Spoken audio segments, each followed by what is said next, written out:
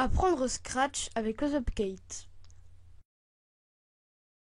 Une autre possibilité consiste à utiliser le bloc mettre la couleur du stylo A.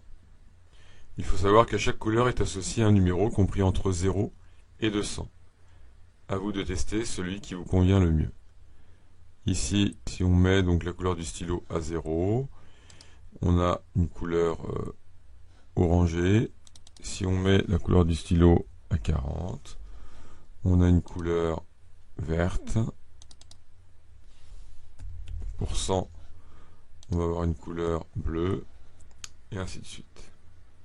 On peut également, à l'aide du bloc ajouter 10 à la couleur du stylo, parcourir les différentes couleurs disponibles à partir de leur numéro.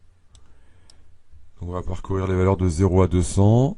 Si on dépasse la valeur 200, on revient automatiquement à la valeur 0. On voit que la couleur évolue au fur et à mesure que l'on ajoute la valeur 10 au numéro de la couleur. Pour terminer, nous allons nous intéresser à l'intensité du stylo. D'ailleurs, on parle plutôt d'ombre dans la version américaine de Scratch, Shadow.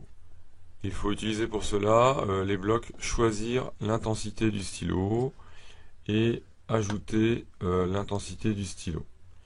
Les valeurs disponibles vont de 0 à 100. Si on met par exemple ici une valeur proche de 0, on fonce en fait la couleur du stylo. Si on met une valeur proche de 100, on va avoir une couleur très claire.